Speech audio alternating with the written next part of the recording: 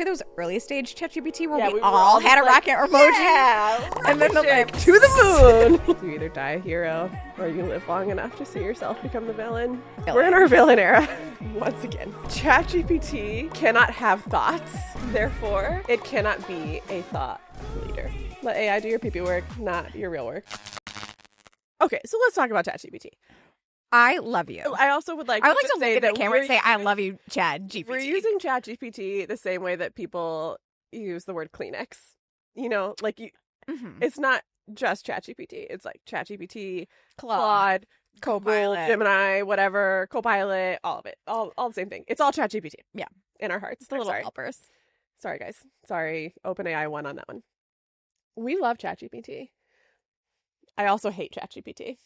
Tell me what you love to use ChatGPT. Okay, I use ChatGPT, first of all, for everything. We all know that. ChatGPT is your therapist. When you build yourself a good memory string or a really good custom GPT, we have several GPTs, right, that we've built to help run our business. Mm-hmm. And I know that we talk a lot about AI like ruining things, and it has ruined some things, like, but it's really because we're not thinking for ourselves on top of it. Like any good revolutionary tool, right? Like, of course, yeah, you should use it to summarize your emails, or you should use it to help you write an outline for your presentation at an upcoming event. Like, why not? Why would you not? Save yourself the time. But also, like, please edit it.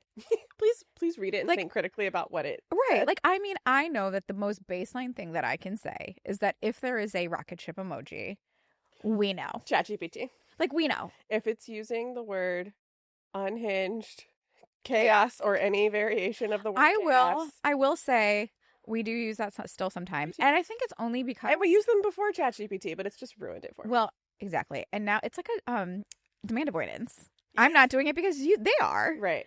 And the M-dash. Yeah, well, I still use an M-dash because I've always loved it. You know what ChatGPT also does? Asks a lot of rhetorical questions. It's like, but this is whatever. Right. So just like take a beat and like read it. Fix it. Does it sound like you? If you're really not sure, read it out loud.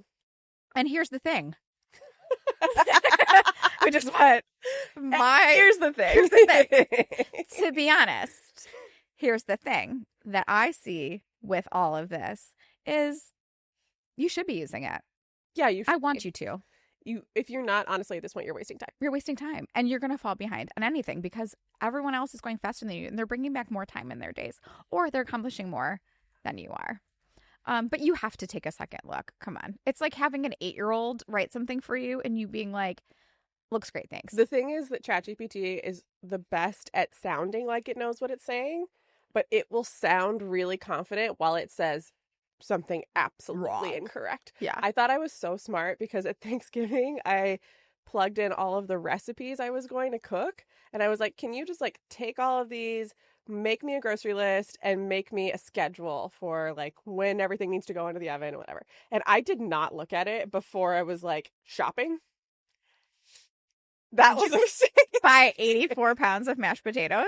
My husband bought a Costco-sized case of evaporated milk. I had it sort like, buy this at Costco, buy this at Trader Joe's. It's probably because like it only needed a tablespoon of evaporated milk, but the recipe said like 1 can of because you cannot buy only 1 tablespoon of evaporated milk. Yeah, it was more like you said that most of your baking ingredients come from Costco. So obviously the evaporated milk is an essential baking ingredient. It's coming from Costco.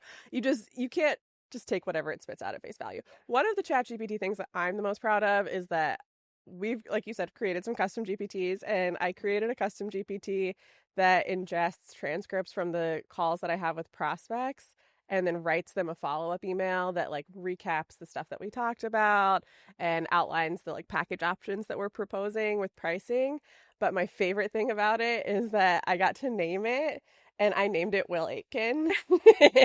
After one of our favorite sales bros. Yes, if you don't know Will Aitken, he's like a LinkedIn influencer for salespeople. And he's also a dude. So I wanted him to do my PP work for me. Now he does every day. He and writes the funny my thing emails. is, 2 things. 1, he knows. Number 2, yeah, I told him right away. You're also uploaded like the favicon Yeah, which was his actual face. I took his LinkedIn headshot and made it the favicon Yeah. for the GPT. So now it's like, it is him just like smiling and writing my emails for me every time. Sydney, look at what I've done for you. Thanks, Will. But the truth is it has saved me a huge amount of time. And more importantly, I am sending much more thorough follow-up emails than I ever have. 1,000%. It used to be like, thanks for the time. Here's the SOW. And that's, you don't get great return on that. Like, they're probably having calls with lots of different vendors, going back to the email, and they're like, no idea what we talked about. That call was a week ago. I have no idea. But now they're getting a much more thorough recap. Yeah. And also, for anyone worried, Will does know this, that we have turned him into. No, I've told him 3 times. You said, I've made you my sales bitch. Yes. And he said something so awful that he should never say again. And it was like the exact reason that we did this to him, which was, my ego is your communion. What is wrong with that guy? So much. Do you want to go alphabetical? So much. Okay, some other things I use ChatGPT for. Color seasons. I have put hex colors of my own skin tone, eye color, and hair color into ChatGPT and told it that, like, I like to buy Charlotte Tilbury and NARS makeup. Can you please tell me all of the shades that I should be using? And it gives me a long list. And I go and I try it. I use it, and it's near perfect. The other thing I've done weird, astrological charts, not like natal charts, the full ones, but they did the I forget what it's called. The location one, where it's like in these different cities and timelines, like you do your best work in Seattle because of XYZ. Really weird stuff. I don't know anything about it. Your best work in Seattle? That's not true. There's no sun in Seattle ever. You require the sun. It doesn't know that about me, maybe. You need I need to give it that information. The AI is only as good as its data. Yeah. You know, if it's missing a key data point, like how much you rely on the sun for mental health, it would never tell you to move to Seattle. Yeah, it'd be like, what? Anyway, I don't know anything about astrology, so don't come at me for that. But it did really confidently tell you that answer in a way that made you believe it, whether it was true or not. That's what's scary about AI. Yeah. Well, who am I going to check with? Exactly. I'm going to have to pay. We're no longer checking. Fact checking. That's what's scary about AI. We need to fact check. We need to fact check. Today's episode is brought to you by Emmy Collective. We call ourselves an agency-ish, somewhere between a more traditional marketing RevOps agency and working directly with an independent consultant. All of our consultants are independent. They're all freelancers. In this space, there's a huge amount of really talented, really amazing freelancers because we've now existed long enough to have really senior, very strategic, very technical people, but not that many very senior jobs where you get to still be hands-on in the tools and technology. Our consultants are huge nerds. They love being in the tools and technology. They love understanding how full tech stacks work together. They love following latest industry trends and keeping up with new features that are being rolled out. We created Emmy Collective to be a home for them, a place where both our clients and our consultants can access the same level of support and service that you're used to getting with a more traditional agency, while still having access to this incredible talent pool of independent consultants that, frankly, don't want to work in an agency, so they're not gonna. Our relationship with our clients is with us as a group, which means while they are still working with an individual consultant who becomes a part of their team in their systems, hands-on, day in and day out, their relationship is with our entire group of over 60 consultants spanning different time zones, different geographies, different specialties, and different levels of expertise. To learn more, you can go to emmyco.com and see what we're all about. I did talk to one other company that was rolling out some AI SDR-like functionality in their own product. And they were like, oh, no, this will be great because we're going to use it for like hyper personalization. The emails are actually going to get better because they're way more personalized. And what I told them at the time was, that is great that is your vision for this. And I do think that is a huge value add. I work with the general public. And I'm telling you, what the general public is going to do when they see this functionality is be like, fantastic. Now, instead of targeting our outbound at all, we will just put everyone into the AI SDR and see what happens. And you know what happens? Your deliverability takes the entire channel. And I mean, sadly, this is true even if you are not an offender of using AI SDRs or whatever it is to just spam outbound email. The entire channel is suffering. Like, outbound is becoming less and less effective because you are now competing in the inbox with robots. more and more robots Yeah. writing Yeah. nonsense. Some of it makes sense, some of it doesn't. All right. So, in conclusion, AI is a wonderful tool. It is. We use it. It's almost like feels like a little bit embarrassing to say that. It is embarrassing. But With I great also power comes think great responsibility. I Spider-Man also taught us think that. everyone should try it Yeah. and be smart. If you have not started using ChatGPT yet, Like, try it for one thing. you should. You just should. Yeah. You need to. Okay. It's time. It's time. You know what I'm sick of doing? Dishes. Yes. Why can't the AI do This the dishes? is what I'm trying to say is we are training, not we, because I don't do this. I don't The train. royal we. The royal we are training AI to write and Create art. graphics and art, like all the And things music. humans should be doing. Right. Do the chores, please, Like, so that is it art if it was AI generated? You know, it's debatable because maybe it's prompted well and maybe the graphic designer loves it. And, yes, I do think that it can be art. What I'm trying to say is I want to do the art. Humans are on Earth to create things. And we're letting the robots create things while we suffer. Clean. Why? I don't want to keep responding to emails. I don't want to do anything. I was going to say I want to make art, but no, here's the thing. Knowing myself, I will always want to be doing something, right? I will always, like, even if, like, Emmy was no more, which, knock on wood, like, we're good. But I'd be like, well, okay, like, what's next? To create, like you said, humans are always wanting to, like, make decisions and build something and express themselves in a way that feels good for them. But now we're having AI do that. I just don't get it. Why? Money, capitalism. Money, late stage capitalism. That's what we're experiencing. Mm-hmm. I will confess, which everyone obviously knows, that there's a tool that we use. Oh, this is the real. We're not even saving this for the paid subscribers. These are going out. We're releasing it. We're raw dogging this idea. She's nervous. Obviously, she won't stop talking. Okay, so we use a tool. I'm not going to say what it's so embarrassing. I'm not going to say what it is. To help us with our LinkedIn posts. Sometimes. Humiliating. I agree. However, it has really done a great job of, I think, and I know you had a bad moment, and so you're having a hard time mentally recovering from that. But let's just talk about the technology for a second. Okay. That it has scraped my LinkedIn posts, come up with a voice that is very similar to mine. I actually have to, at this point, edit it very little. But the best thing that I love about it is that it's not creating new ideas. Like, it's not telling me. I'm still telling it. I have given it, like, I will get on my phone and record what I want to say, and it basically just formats what I have just said into like a perfectly for us post. Neurodivergent girlies. It is a great tool to just take what feels like a very messy web of what are good ideas and good, like, original thoughts, but organize them into something that other human beings want to read.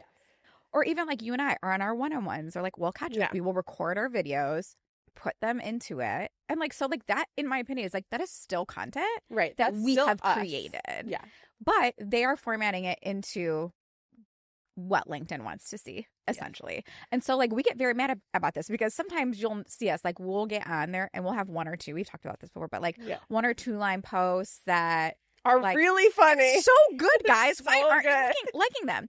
But I also don't know anything about the LinkedIn algorithm, but this AI tool, it does. And I get so mad. It's irritating how well the AI generated posts from this thing perform. It makes me so upset. Yeah. I agree, because we're like, the stupid posts have like all these like lines between them. Okay, but now I'm doing that. So I just want you to know, I am using an AI generated tool for that. But the LinkedIn broetry algorithm. And you know what? It makes me upset too. I agree. But also I want people to know that is still very much our voice. Yes, it's not it's still fake our person. Thoughts. What made me, the thing that you're referring to that made me upset is that I spent 15 minutes, it like rolled out this feature where you could just sit and record yourself talking. And I had 3 ideas for posts that were like very meaty that could probably be turned into like 6 or 9 posts. And I sat there for 15 minutes and recorded myself talking through all these ideas. Of course, because of who I am as a person, I did not have notes about this. I was just like, 3 on deck ideas, get them out. And the thing glitched and it lost my entire recording. I was like, I could not resurrect those ideas. Right. They're gone. They're lost to the Forever. internet. I filed a support request. I was like, Please, excuse me. My thought leadership is in here. Make it come back. Did you catch any You of put it offline on accident, and now it's in the grass, and I actually want it to be online. Yeah, so Sydney's got a little bit mad about it. I'm But still upset about so then I like started playing around with it a little bit with your content that you did end up putting in there. Yeah. And you know what? Let's pretend that I'm ChatGPT. I like made something for you that was like, you know what? Like I feel like I took 2 seconds and like said put the word raw dog in it or something. You know, like just like think for a second about like what's something that you would actually say. And I put it past you and you're like, I'm so Fine. annoyed that it's fine. Fine. Yeah. I still feel like I read it and I'm like sure, it's not AI generated posts. It's not exactly what you say, but I'm not even necessarily but sure obviously exactly what I would say does not perform as well. That's what I'm saying. It's not necessarily I feel that it's obviously AI generated. It's just that what LinkedIn wants is different than what you and I can actually produce. Say. Yeah. Yeah. You know what this is? This is my favorite quote. This is my work quote. This is going to be a depressing moment. Okay. It's something from The Dark Knight. It says you either die a hero or you live long enough to see yourself become the villain. We're not a villain. We're in our villain era. This is our reputation era. My reputation's never been worse, so. You must like me for me. Yeah, it's fine. Don't touch me. We love a good AI tool, but if your entire content strategy is just prompting ChatGPT, congrats, you're not a marketer. You're a slightly caffeinated middle manager, respectfully. Subscribe to our Substack, Pretty Funny Business, where we drop all of the behind-the-scenes hot takes that you definitely won't hear on the podcast. It's smart, it's unfiltered. Go hit that subscribe button. Dear ChatGPT, here's something that you should use to train your algorithm. No more em dashes. No more rhetorical questions. Never use the rocket ship emoji.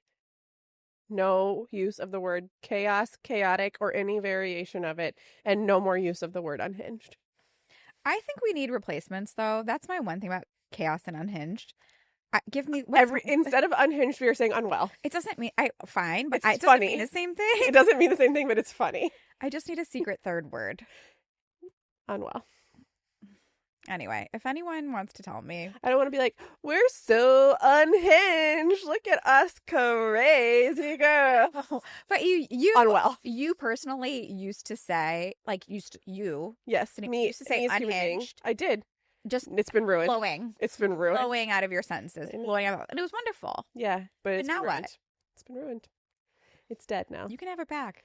Why don't you just say it was mine? Unhinged can't come to the phone right now because she's dead. Okay, ma'am.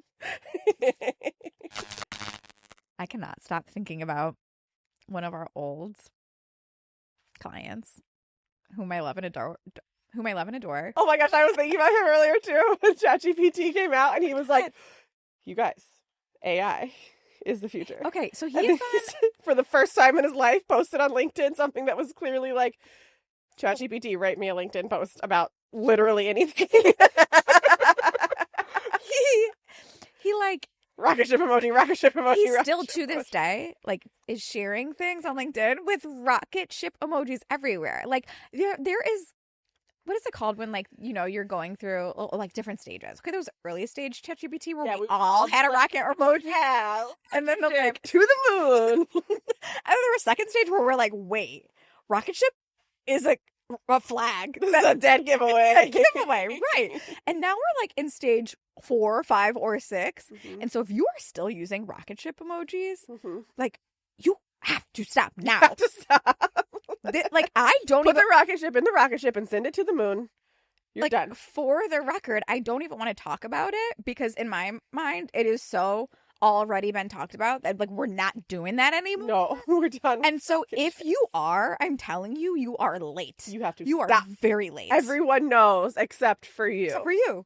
Yeah. And now you know. You are welcome. If you don't know, now you know. All right. All right, I'm going to give you a couple hills to die on. I want you to respond. All right. Marketing's dumbest hills to die on, in fact. We good? Okay. All right. ChatGPT isn't going to replace marketers, but it might, this is spicy burn, it might expose the ones who never had original ideas to begin with. You know what? If your entire job can be replaced by ChatGPT, be careful.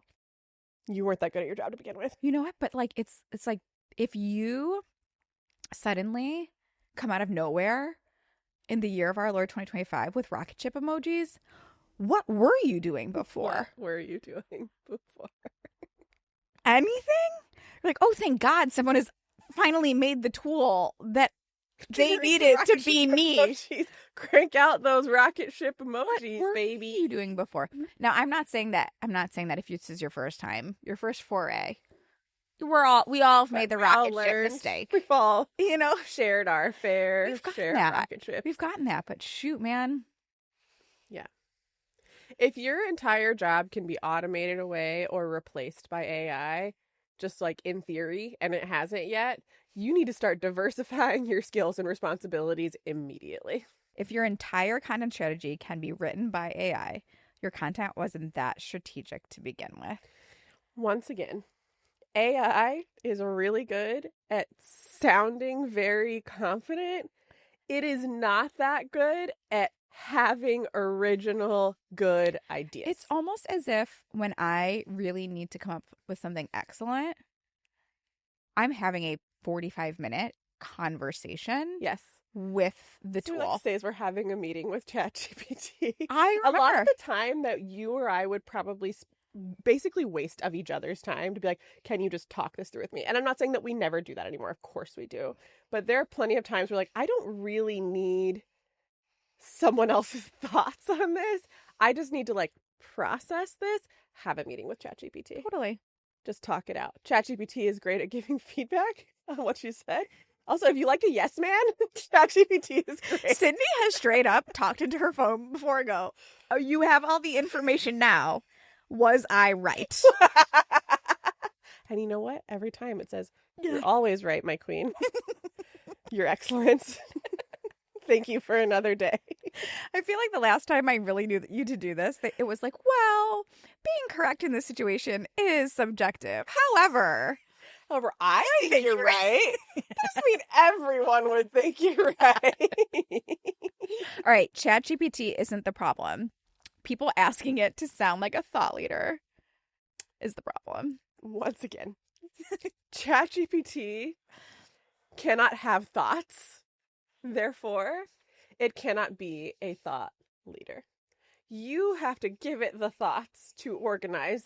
To organize. I think that's key, right? Like, it is an organizer of thoughts. Yes, it can take your language and make it readable. Sense. Yeah, make it readable. Actually, that's one of the biggest things I use it for, is this entire email I just wrote is too long. Sometimes make it shorter. I will put a whole email in there that I wrote and be like, make this readable. And then it will give it back to me and I'll read it and be like, that's what I said.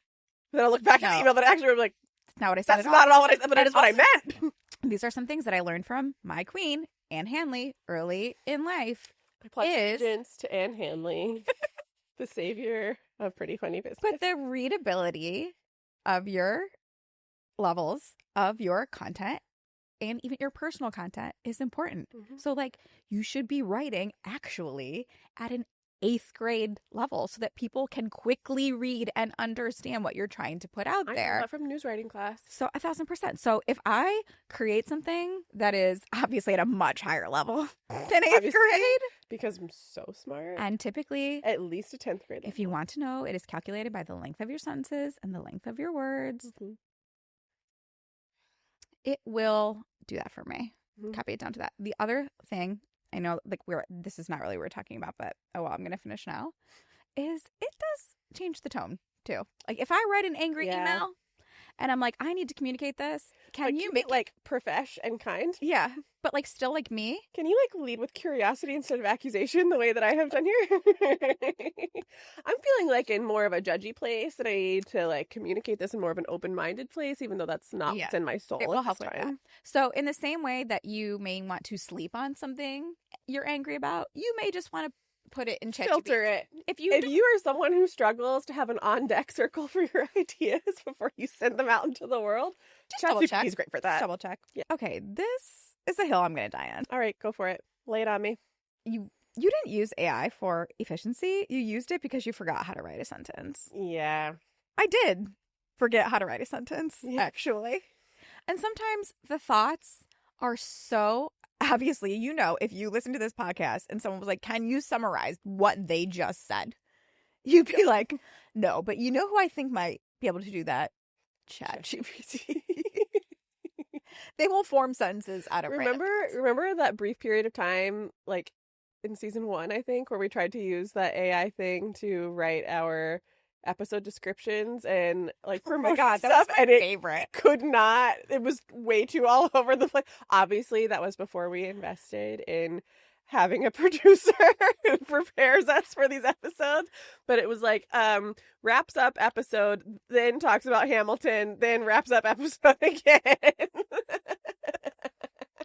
That was so good. I That forgot was when we gave ourselves too unhinged for AI. That was before we lost Unhinged in the war. Because we literally were like, hey, can you please summarize this podcast? And it was like, these two women talk about so much different stuff, seemingly unrelated to each other. So I'm going to give you a timeline of what they talk about.